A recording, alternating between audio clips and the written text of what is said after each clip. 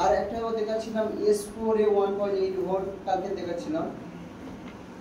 দু রকম ভাবে নাম দেওয়া থাকে। এক হচ্ছে বাক কয়েল হয়ে যেগুলো ভোল্ট বার হয় সেগুলো লেখা থাকে S দিয়ে, যেমন 9টা বাক কয়েল ছিল, 9টা বাক কয়েলের সব কাউন্টিং দেওয়া থাকবে, সব কটার নাম থাকবে S। এবার 9টার মধ্যে লেখা থাকবে কাউন্টিং দেওয়া থাকবে S1, S2, S3, S4, S5, S6, S7, S8, S9, ঠিক আছে? তো 9 রকম 9টা বাক কয়েল সব আলাদা আলাদা নাম, সব S লেখা থাকবে। আর একটা মাধ্যমে ভোল্ট আউট করে সেটা হচ্ছে এলডিও পড়েছিল তোমাদের। এলডিও কিরকম হয় ভোল্ট, এগুলো বাক কয়েলে যেগুলো বলা হয় বাক এলডিও, আর একটা এমনি শুধু ক্যাপাসিটরের মাধ্যমে বার হবে সেগুলো হচ্ছে এলডিও। ধরো না 1 থেকে 25টা এলডিও ভোল্ট আউট করছে, তার সবকটার নাম দেওয়া থাকে LDO 1, LDO 2, LDO 3, LDO 4, LDO 5, এই করে 1 থেকে 25টা সব লাইন, যেটা লাইন সব আলাদা আলাদা করে বোঝা যাবে, ঠিক আছে? সব আলাদা, সব একসাথে কারো গ্যাঞ্জাম নেই। তাহলে এই যে বাক পাওয়ার আইসি যে সব ভোল্ট আউট করছে, দু রকম ভোল্ট আউট করে, একটা হচ্ছে বাক কয়েলের মাধ্যমে, একটা হচ্ছে এলডিওর মাধ্যমে। যে এলডিও পড়েছিল 4 ফিটের এলডিও, সেও একটা এলডিও, তাই না? 4 ফিটের এলডিও পড়েছিল। এলডিওর কাজ কি? লোড অফ আউটপুট ভোল্টেজ, ঠিক আছে? যা ইনপুট হবে তার সময় আউটপুট সব সময় কম থাকবে। যদি ইনপুট থাকে 3.7 থেকে 4.2 ভোল্ট আউট করবে, হয়তো কোনো সময় দেখবে 3.7 থেকে 4.2 ভোল্ট আউট করবে, কোনো সময় আউট করবে না 4.8 ভোল্ট। ইনপুট যা থাকবে, হয়তো ইনপুট 4.2 ভোল্ট, তো 4.2 ভোল্ট ইনপুট আউটপুট করবে, ঠিক আছে? কিন্তু কোনো সময়ের জন্য তার বেশি ভোল্ট আউট করবে না। একই এলডিও, এই ছোট ছোট এলডিও পাওয়ার সেকশনের ভিতরে থাকে। বাক কয়েলের মাধ্যমে বার হয়, একটা হচ্ছে ক্যাপাসিটরের মাধ্যমে বার হয়। এবার পাওয়ার আইসি যত ভোল্ট আউট করবে, চাই CPU, MMC, network section, audio section, light section, যত সেকশনে যাচ্ছে, ঠিক আছে? কিন্তু এদের ভোল্টগুলো কোনো সময় 3.7 থেকে 4.2 ভোল্ট আউট হবে। যা থাকবে সব আলাদা আলাদা নাম থাকবে। না বাক কয়েলের মাধ্যমে বার করবে সেগুলো লেখা থাকবে এস, আর যেগুলো এলডিওর মাধ্যমে লেখা থাকবে সেগুলো হচ্ছে এল। পাওয়ার আইসি দিচ্ছে সব সিপিইউ তে দিচ্ছে, ঠিক আছে? সিপিইউ তে দিচ্ছে অনেকগুলো লাইন থাকবে, এমএমসি তে দিচ্ছে by UFS by eMMC. Storage IC, যেটা স্টোরেজ আইসি দিচ্ছে, লাইট আইসি দিচ্ছে,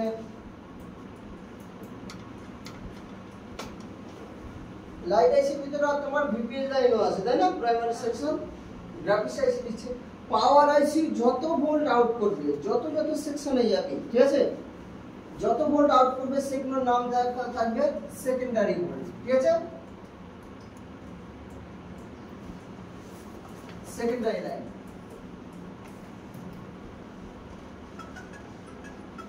তাহলে প্রাইমারি, সেকেন্ডারি। এই সেকেন্ডারি লাইন কিন্তু কোনো লাইন শর্ট থাকলে কোনো আমাদের ডিসি থেকে বোঝা যায় না। যেমন প্রাইমারি সেকশনে শর্ট থাকলে, প্রাইমারি সেকশনে যদি শর্ট থাকে আমাদের ডিসিতে, যেমন আমরা পাওয়ার কি মারি, মোবাইল লাগিয়েছি, মোবাইল লাগানো পাওয়ার কি মারার পরে নিচে অ্যাম্পিয়ার পেলে, তাই না? যখন কোনো সময় দেখবে প্লাস মাইনাস, ধরুন কোনো সময় দেখবে এক জায়গায় কোথাও নিচে অটোমেটিক অটো অ্যাম্পিয়ার নেই, তাই তো? তাহলে যদি প্রাইমারি সেকশন যদি শর্ট থাকে, প্রাইমারি সেকশন যদি শর্ট থাকে, যখন প্লাস মাইনাস সব এক জায়গায় যাবে, যেমন আমরা ব্যাটারি কানেক্টর লাগাচ্ছি, প্লাস মাইনাস এক জায়গায় হয়ে যাওয়ার পরে সঙ্গে সঙ্গে নিচে অটো অ্যাম্পিয়ার না, যত অ্যাম্পিয়ার দেওয়া থাকে, যদি আমরা 3 অ্যাম্পিয়ার দেওয়া থাকি, 3, 4, 5 যদি অ্যাম্পিয়ার দেওয়া থাকে, সেম অ্যাম্পিয়ার হয়, ঠিক আছে? পাওয়ার কি মারছি না, কানেক্ট করলাম, ব্যাটারি কানেক্টরে যেরকম কানেক্ট করা হয়, আমরা ডিসি থেকে কানেক্ট করলাম, অটো অ্যাম্পিয়ার নিচ্ছি। কোনো কোনো মোবাইলে আবার ক্ষেত্রে কি দেখা যায়, ব্যাটারি কানেক্টরে শর্ট নেই, জিআর দেখাচ্ছে, আবার দেখা যাচ্ছে তোমার ভিপিএস লাইন শর্ট আছে, যেটা আমাদের এই লাইনটা শর্ট আছে, কিন্তু এই লাইনটা শর্ট নেই। ডিসি লাগানোর পরেও অটো অ্যাম্পিয়ার নিচ্ছে না, এই লাইনে শর্ট আছে, কিন্তু আমাদের মোবাইলটা দেখো, আগেকার মোবাইলের ক্ষেত্রে কি হতো, যদি মোবাইল শর্ট থাকতো মোবাইল ফুলে যেত, ব্যাটারি ফুলে যেত, তাই না? এখনকার মোবাইলে কিন্তু যদি লাইন মোবাইল ডেড হয়ে যায় কিন্তু ব্যাটারি ফুলে না, ব্যাটারি কিছু হয় না। যদি ভিভের লাইন খারাপ হয়ে যায় তখন সেক্ষেত্রে তোমার সব চার্জ খেয়ে নেয়, মোবাইলের ব্যাটারি ফুলে যায়। কিন্তু এখনকার মোবাইলের ক্ষেত্রে আর কিন্তু ব্যাটারি ফুলে না। আর যদি তোমার এই লাইনে যদি হয়তো ডিসি কানেক্টরে লাগালাম, যেরকম লাগানোর পরে অটো অ্যাম্পিয়ার নিচ্ছে না, হয়তো এই লাইন শর্ট, পাওয়ার কি মারছি কোনো কাজ করছে না।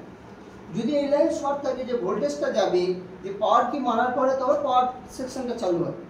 যদি ভোল্টেজ না এখানে ইনপুট হয়, যদি পাওয়ার কি মারি কোনো অ্যাম্পিয়ারও নেবে না, সেক্ষেত্রে তোমার অর্ডিনারি রিডিং নেয় না। কিন্তু সেকেন্ডারি লাইনে যদি কোনো শর্ট থাকে, ধরুন এই লাইনটা শর্ট আছে, সব আলাদা আলাদা লাইন, এই লাইনটা ধরুন শর্ট আছে, এই গ্রাউন্ডে চলে গেছে, এই লাইন শর্ট, সেক্ষেত্রে মোবাইল ডেড থাকবে, ডেড অবস্থায় থাকবে, কিন্তু আমরা ডিসিতে বোঝা যাবে না যে এখানে এই লাইনটা শর্ট আছে। এগুলো তোমাদের যে যা প্রত্যেকটা লাইন আলাদা আলাদা করে টেস্টিং করে করে দেখতে হবে। একটা ডেড মোবাইল আছে, শুধু এই না যে তুমি সিপিইউ রিভলভ করো, পাওয়ার আইসি চেঞ্জ করো বা তুমি চার্জিং আইসি চেঞ্জ করো, নয়, প্রত্যেকটা লাইন আবার টেস্টিং করতে হবে ডিপভাবে। যদি শর্ট থাকে তো তোমার মোবাইল ডিপ। কোনো সময়ের জন্য এইসব লাইন শর্ট থাকলে লো বুটিং নেয়, কোনো সময়ের জন্য হাই বুটিং নেয়। লো বুটিং আর হাই বুটিং মানে তোমাদের যখন হয়তো পাওয়ার কি মারছি, পাওয়ার কি মারার পরে 10, 20, 30 যাচ্ছে, ছেড়ে দিলে 0, 0 হয়ে যাচ্ছে, ঠিক আছে।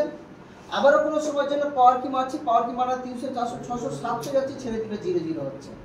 তোমাদের কোনো সময় কাজ করতে করতে হয়েছে যে সিপিইউ লাগালাম, এমএমসি লাগালাম, চালু মোবাইলে হয়তো ঘুরে গেল, ভুল হয়ে গেল মানে সিপিইউ বা এমএমসি লাগাচ্ছি, লাগানো বসানোর পরে দেখাচ্ছি একটু করে সরে গেছে, একটা পিন আর একটা পিনের সাথে জয়েন হয়ে, যখন সরে যাবে একটা পিন আর একটা পিনের সাথে জয়েন হয়ে যাবে। পাওয়ার সময় থেকে পাওয়ার কি মারছে 500, 600, 700 যাচ্ছে, ছেড়ে দিলে 0, 0 হচ্ছে। ওগুলো হচ্ছে সেকেন্ডারি লাইন বা থার্ড লাইন শর্ট হয়ে গেলে এই প্রবলেমগুলো দেখা যায়, ঠিক আছে। তোমার যেরকম হচ্ছিল পাওয়ার কি মারলে না, মারার পরে কি যাচ্ছে 500, 600, 700 যাচ্ছে, তাই না। তাহলে যদি যখন এমএমসি বা সিপিইউ বসাচ্ছি, বসানোর পরে হয়তো গ্রাউন্ড আর মেইন লাইন এক জায়গায় হয়ে যাচ্ছে। একটা লাইন সরে যাওয়া মানে এই যদি এখান থেকে যদি একটা বলের লাইন যদি সরে যায়, তাহলে এই লাইনটা চলে যাবে ডাইরেক্ট গ্রাউন্ড চলে যাবে, পাশে গ্রাউন্ডে অন্য লাইনে চলে যাবে, ঠিক আছে। সেক্ষেত্রে তখন শর্ট হয়ে যাবে। তাহলে এই যে লাইনগুলো আছে এগুলো হচ্ছে বলা হয় সেকেন্ডারি লাইন, ঠিক আছে। সিপিইউ পর্যন্ত পাওয়ার আছে যতগুলো আউট করছে সেকেন্ডারি লাইন। এবার থার্ড লাইন হচ্ছে তোমার সিপিইউ যতগুলো সাপ্লাই দিচ্ছে, সিপিইউ কি কি সাপ্লাই দেয়, যত প্রোটোকল দিচ্ছে, serial data, serial clock, DP protocol সবার সাথে কানেক্ট আছে সিপিইউ। সিপিইউ যত সাপ্লাই আউট করবে, এগুলো সিপিইউ হয়তো দেখাচ্ছে আবার পাওয়ার আইসি কে দিচ্ছে, এই লাইন চার্জিং আইসি কে দিচ্ছে, এমএমসি কে দিচ্ছে, চার্জিং আইসি কে দিচ্ছে, ঠিক আছে, লাইট আইসি কে দিচ্ছে। যাবতীয় সেকশনেও সিপিইউ সবার সাথে হাত আছে, তাই না। কখনো এনেবল দিচ্ছে, কোনো জিপিআই আছে, কখনো সিরিয়াল আছে, সিরিয়াল ক্লক আছে, কখনো তোমার মিপি প্রোটোকল আছে, যা আছে সব সিপিইউ যদি কোনো সব সাপ্লাই যদি পাওয়ার আইসি পর্যন্ত যত সাপ্লাই আউট করবে, পাওয়ার আইসি যত সাপ্লাই আউট করবে সেটাকে বলা হয় সেকেন্ডারি লাইন। আর সিপিইউ যত সাপ্লাই সবাইকে দেবে সেটাকে বলা হয় কি লাইন, থার্ড লাইন।